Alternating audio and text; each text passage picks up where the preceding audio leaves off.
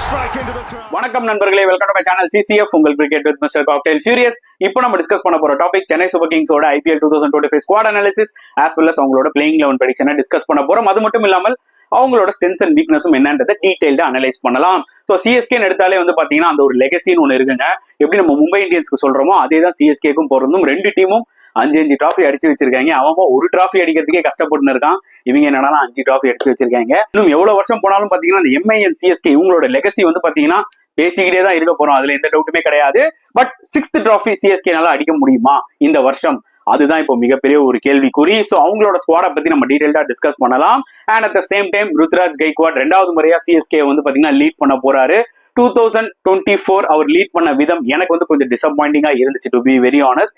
ஏன்னா சிஎஸ்கேன்னு எடுத்தாலே வந்து பாத்தீங்கன்னா அவங்களோட மிகப்பெரிய ஸ்ட்ரென்த் ஸ்பின்.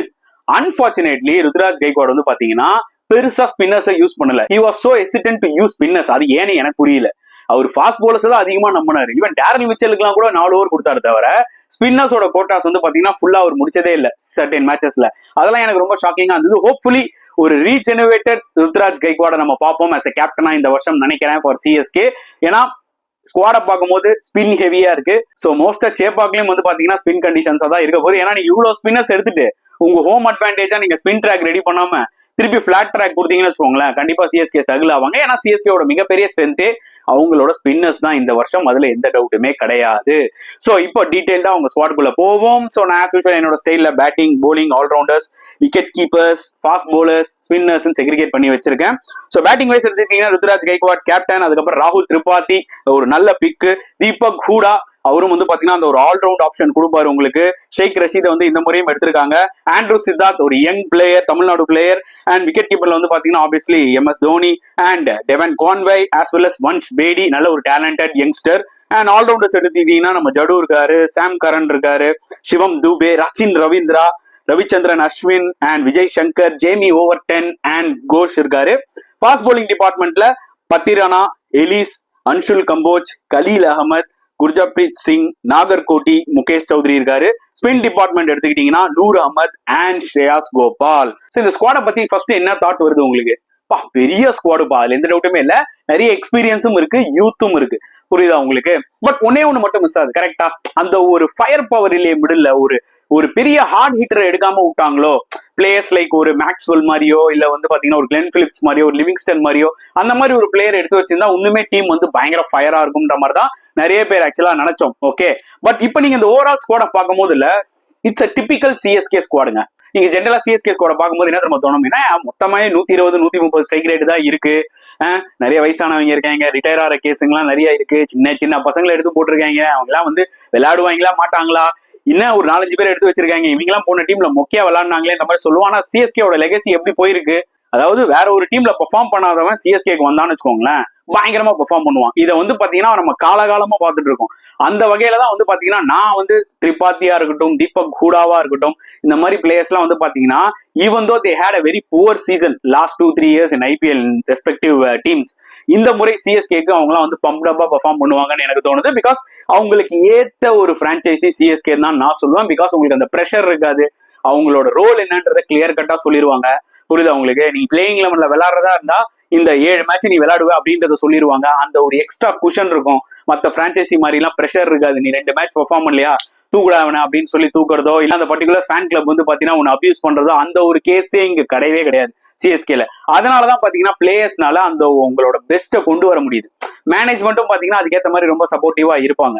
சோ அது ஒரு மிகப்பெரிய ஒரு பிளஸ். ஏன்னா சிஎஸ்கே மாதிரி ஒரு டீம் அந்த என்விரான்மெண்ட் வந்து பாத்தீங்கன்னா it's a great plus to every young cricketers. Okay, so அந்த வகையில இவங்களும் ரொம்ப பம்ப்டப்பா இருப்பாங்க. அதே மாதிரி வந்து பாத்தீங்கன்னா அந்த போலிங் ஸ்ட்ரென்த் எடுத்து பாத்தீங்கன்னா நிஜமாவே செம்மையா இருக்குங்க சிஎஸ்கேக்கு. அதாவது குவாலிட்டி ஸ்பின்னர்ஸ் இருக்காங்க. ஓகே, ஏன்னா ஸ்பின்னர்ஸ் நம்பிதான் உள்ள இறக்கிருக்காங்க. அதுல எந்த டவுட்டுமே கிடையாது. சிஎஸ்கே பொறுத்த வரைக்கும் நூர் அஹமதுக்குலாம் 10 கோடி இன்வெஸ்ட் பண்ணிருக்காங்கன்னா டெஃபினட்டா இந்த வாட்டி சேப்பாக்கெல்லாம் பால் திரும்ப தான் போகுது, எந்த டவுட்டுமே இல்ல. ஏன்னா ஒரு பக்கம் அஸ்வின், ஒரு பக்கம் நூர் அஹமது, ஒரு பக்கம் ஜடேஜா, ஓகே இதுல ரச்சின் ரவீந்திரா வேற இருக்காரு, அவரும் அவர்னால லெஃப்ட் ஆர்ம் ஆஃப் ஸ்பின் போட முடியும். Deepak Hooda can provide is off spinners. புரியுதா உங்களுக்கு? சோ ஆப்ஷன்ஸ் நிறைய இருக்கு. And at the same time வந்து பாத்தீங்கன்னா யங் ஃபாஸ்ட் போலர்ஸ் நிறைய பேர் இருக்காங்க பாருங்க. ஒரு நாகர்கோட்டி இருக்காரு, ஒரு முகேஷ் சௌத்ரி மறுபடியும் எடுத்திருக்காங்க. ஆஸ் வெல் அஸ் வந்து பாத்தீங்கன்னா ஒரு அன்ஷுல் கம்போஜ் இருக்காரு, அதே மாதிரி குர்ஜப்ரீத் சிங் இருக்காரு. சோ நிறைய வந்து யங் இந்தியன் டேலண்ட்ஸ் இருக்கு. இதை பார்க்கும்போது எனக்கு ரொம்ப ஹாப்பியா இருக்கு. பிகாஸ் ரீப்ளேஸ்மெண்ட்ஸ் வந்து ஈஸியா பண்ணிடலாம். அதே மாதிரி இத்தனை போலர்ஸ் இருக்கும் போது பாத்தீங்கன்னா உங்களுக்கு நெட்ஸும் விளையாடுறதுக்கு வந்து பாத்தீங்கன்னா பெரிய பஞ்சம் கிடையாது. அந்த ரெகுலர் பிராக்டிஸ்ல இருக்கிறதுனால இந்த பிளேயர்ஸ் எல்லாம் வந்து பாத்தீங்கன்னா எப்போ உங்களுக்கு ஆப்பர்ச்சுனிட்டி கிடைக்குமோ அவங்களோட ஃபுல் எஃபர்ட்டை கொடுக்க முடியும். இது one of the biggest plus for CSK நான் சொல்லுவேன். அதாவது அவங்க 25 out of 25 எடுத்திருக்காங்க பாத்தீங்களா, அது வந்து பாத்தீங்கன்னா ஒரு மிகப்பெரிய பிளஸ்ன்னு சொல்லுவேன். அதுக்கேற்ற மாதிரி அவங்க ஸ்ட்ராங் படுத்திருக்காங்க அவங்களோட bowling unit. And as obviously they will be too dependent upon the openers. Ruturaj கைக்வாடா இருக்கட்டும், இல்ல கான்வே இறங்க போறாரா, இல்ல ரச்சின் ரவீந்திரா இறங்க போறாரா, அதெல்லாம் நம்ம வெயிட் பண்ணி தான் பார்க்கணும். ஸோ அந்த 2 பேர் மேலதான் டிபெண்டன்சி அதிகமா இருக்கும். ஒரு நல்ல ஸ்டார்ட் கொடுத்தாகணும். அதே மாதிரி மிடில் வந்து பாத்தீங்கன்னா சிவம் துபே நம்பி தான் இருக்காங்க. ஏன்னா ஆப்வியஸ்லி ஒரு ஸ்பின்னர்ஸ் வந்து போட்டு அடிச்சு நொறுக்கிடுவாரு ஐபிஎல்ல, அது நம்மளுக்கு நல்லாவே தெரியும். ஸோ இந்த ஒரு டாப் 2 அண்ட் மிடில் இந்த சிவம் துபே இவங்க தான் key player. And at the same time இந்த வருஷம் MS தோனி எப்படி விளையாட போறாருன்றத நம்ம வெயிட் பண்ணி தான் பார்க்கணும். லாஸ்ட் டைம் வந்து பாத்தீங்கன்னா ஒரு 5-6 பால் தான் மேக்ஸிமம் ஆடுவாரு. ஒரு 3 6 விடுவாரு, 4 6 விடுவாரு, அவுட் ஆகிட்டு போயிட்டே இருப்பாரு, இல்ல நாட் அவுட்ல வந்துருவாரு. பயங்கரமான கேமியோஸ் எல்லாம் விளையாடி இருக்காரு லாஸ்ட் இயர்.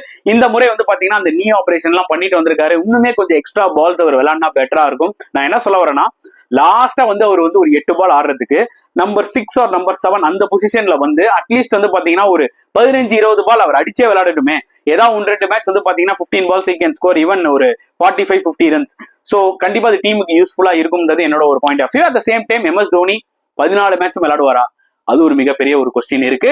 சோ இப்போ வந்து என்னோட பிளேயிங் 11 ப்ரெடிக்ஷனுக்குள்ள நம்ம போவோம். சோ ஓப்பனிங்ல வந்து பாத்தீங்கன்னா I will go with Ruturaj Gaikwad and Rachin ரவீந்திராங்க. Nothing against Devon Conway. அதாவது சிஎஸ்கேக்கு வந்து பாத்தீங்கன்னா 2023 எடிஷன்ல சூப்பரா பெர்ஃபார்ம் பண்ணிருக்காரு. ஃபைனல்லாம் நல்லா ஆடி இருக்காரு. பட் நல்லா ஞாபகம் வச்சுக்கோங்க, கரண்ட் ஒரு 1.5 years வந்து பாத்தீங்கன்னா is really struggling a lot. என்ன பொறுத்த வரைக்கும் கரண்ட் ஃபார்ம்ல ரச்சின் ரவீந்திரா செம்மையா விளையாடிட்டு இருக்காரு. சோ அந்த பையனோட டேலண்ட்டை வேஸ்ட் பண்ணிடக்கூடாது. So I will go with Ruturaj Gaikwad and Rachin Ravindra initially நான் சொல்ல வரேன், புரியுதா உங்களுக்கு? அண்ட் நம்பர் 3ல வந்து பாத்தீங்கன்னா டெஃபினெட்லி ஐ வில் பிளே ராகுல் Tripathi as a impact player. And number 4ல சாம் கரன் நான் எடுத்துட்டு வருவேன். ஒரு லெஃப்ட் ஹேண்டர் தேவை. அதே மாதிரி நம்பர் 5ல சிவம் துபே. இந்த மாதிரி 2 லெஃப்ட் ஹேண்டர்ஸ் நீங்க 4-5ல வச்சீங்கன்னா சம்டைம்ஸ் எல்லா டீம்லயுமே ஒரு லெக் ஸ்பின்னர், ஒரு லெஃப்ட் ஆர்ம் ஸ்பின்னர் இருப்பாங்க. அவங்கள வந்து கவுண்டர் பண்ணலாம். ஓகேங்களா?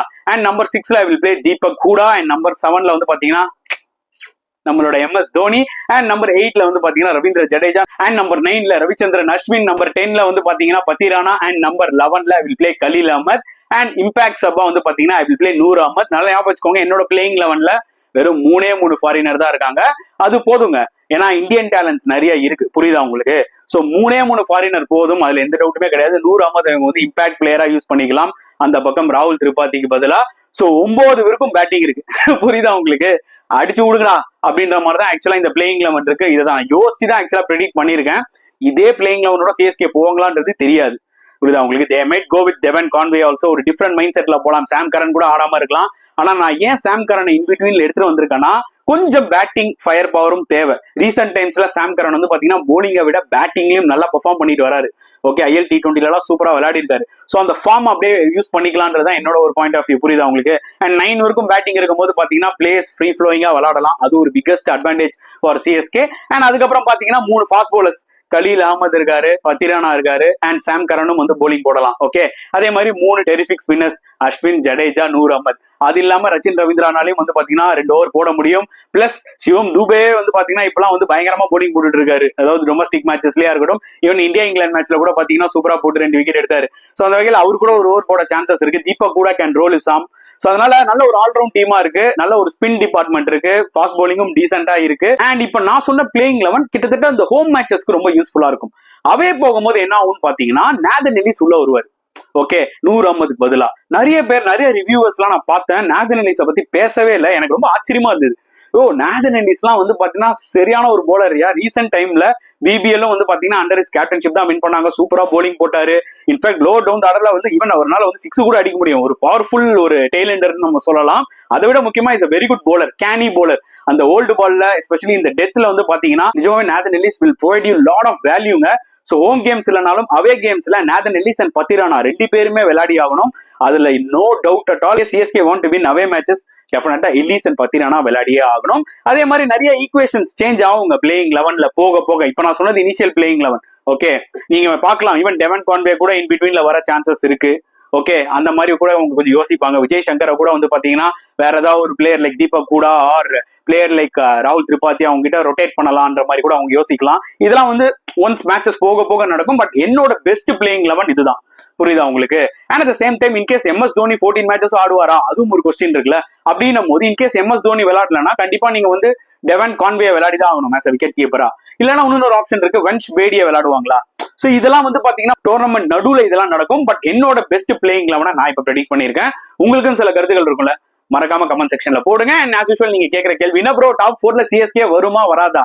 அதாவது நல்லா ஞாபகம் வச்சுக்கோங்க கைஸ், நான் வந்து எம்ஐ ப்ரெடிக்ட் பண்ணியிருக்கேன் டாப் 4ல வரும்னு சொல்லிட்டு, கேகேஆர் டாப் 4ல வரும்னு ப்ரெடிக்ட் பண்ணியிருக்கேன், எஸ்ஆர்ஹெச் டாப் 4ல வரும்னு ப்ரெடிக்ட் பண்ணியிருக்கேன், ஆர்சிபி அந்த 3 போலர் தொடர்ந்து இன்ஜுரி இல்லாம எல்லா மேட்ச் விளையாடினாங்கன்னா டாப் 4குள்ள வர வாய்ப்புகள் இருக்கு, இல்லைன்னா கஷ்டம்னு சொல்லியிருக்கேன். அதே மாதிரி தாங்க சிஎஸ்கே வந்து பாத்தீங்கன்னா அவங்க ஹோம் கேம்ஸை அவுட் ஆஃப் 6 கேம்ஸ் வின் பண்றாங்கன்னே வச்சுக்கோங்களேன், கண்டிப்பா உங்களால வந்து பாத்தீங்கன்னா டாப் 4குள்ள நுழைய முடியும். என்னோட ஒரு பாயிண்ட் ஆஃப் வியூ என்னன்னா, அந்த 4th பொசிஷனுக்கு சிஎஸ்கே ஆர்சிபி ஃபைட் பண்ணுவாங்களோ அப்படின்ற மாதிரி தான் எனக்கு தோணுது. சோ நான் கிளியர் கட்டா சொல்லிட்டேன், சிஎஸ்கே மட்டும் 6 மேட்ச் வின் பண்ணிட்டாங்கன்னா உங்க ஹோம்ல டெஃபினட்டா தே வில் கெட் குவாலிஃபைடு. சொல்ற மாதிரி once again CSK and RCB அந்த 5th பொசிஷனுக்கு பயங்கரமா ஃபைட் பண்ணுவாங்களோன்ற மாதிரி என்னோட ஒரு ப்ரெடிக்ஷன். சோ உங்களோட கருத்துக்களை மறக்காம கமெண்ட் செக்ஷன்ல போடுங்க. இந்த வீடியோ பிடிச்சிருந்தா லைக் பண்ணுங்க, ஷேர் பண்ணுங்க, முடிஞ்சா சப்ஸ்கிரைப் பண்ணுங்க. சோ நெக்ஸ்ட் வீடியோல பார்க்கலாம் ஃப்ரெண்ட்ஸ். அண்டில் தென் பாய்.